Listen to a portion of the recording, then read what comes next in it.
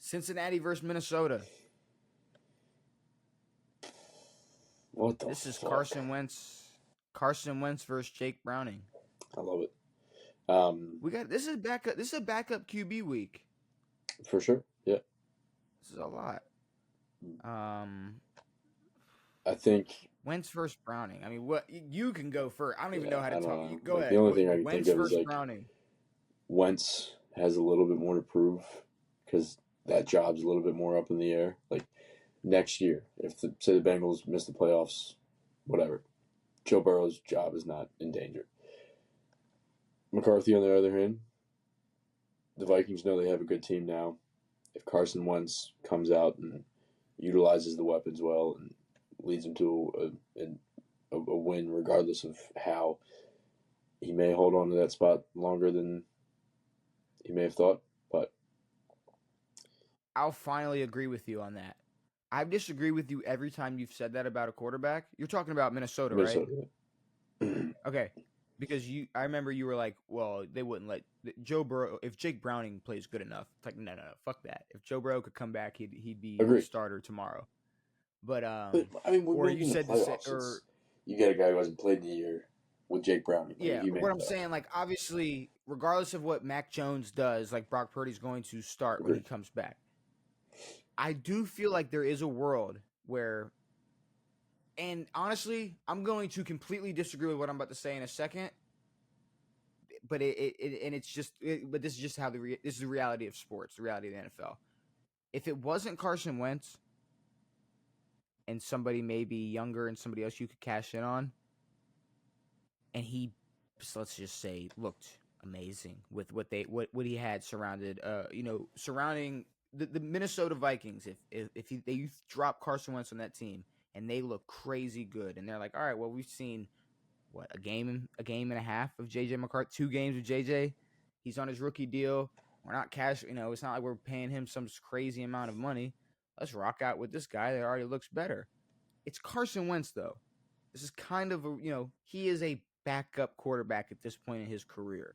This is when we say, like, at some point Justin Fields is going to be a backup QB. Yeah. It's like, 4 years from now, if Justin Fields gets a chance to play, if there's a first round quarterback injured behind him, he's going to be benched as soon as that quarterback is back. Sure. I mean, I kind of agree. Like, it depends, obviously, on how well Carson Wentz plays, but also how long McCarthy's out. McCarthy's out for 5-6 weeks, and Wentz walks away with 4 or 5 wins. 4 wins. It's a tough ask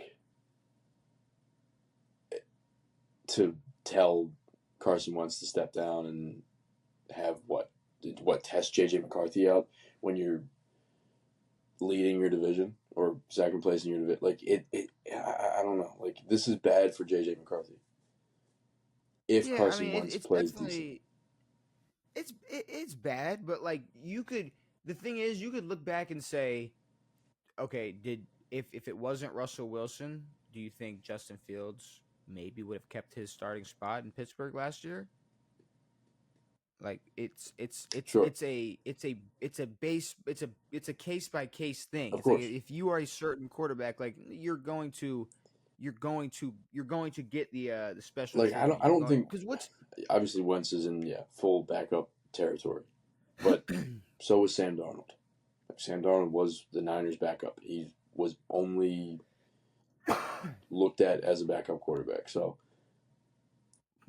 but here's the thing, though, Devin. Even if Carson Wentz looks great for the next 6 weeks, say he looks crazy, then they already know, A, they're going to be getting phone calls from teams that need a quarterback that are dealing with injuries and whatever and say, we want Carson Wentz. B, they're going to know that he might be able to get a bigger chance at playing next year or a bigger role or a better contract if he looks crazy good. And I'm not going to lie, don't think it's going to happen. No. I don't think we're going to live in some world where Carson Wentz looks crazy good. He might be able to beat Cincinnati. Yeah. But I don't know if he's going to be crazy good. So what I'm saying is, if they know he's out either before the deadline or after this year, they got to play the long run. They got a rookie fucking quarterback or a second-year quarterback on a rookie deal.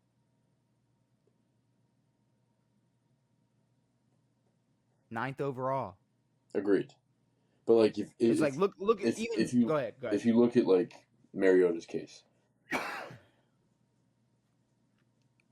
JD has established himself. He's had a full year under his belt.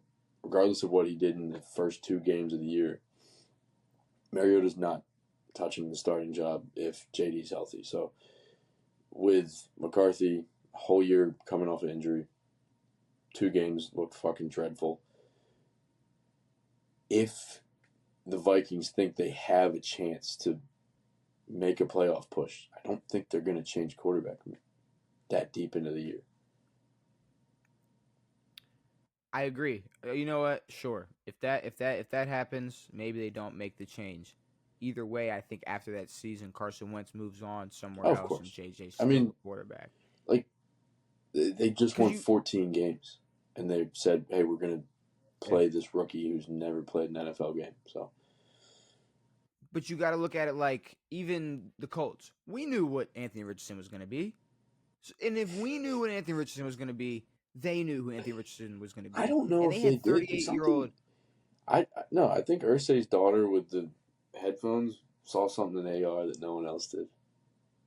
But they had 38-year-old Flacco out there taking over and doing better than Anthony Richardson was doing, and he was able to go and get a starting job somewhere else.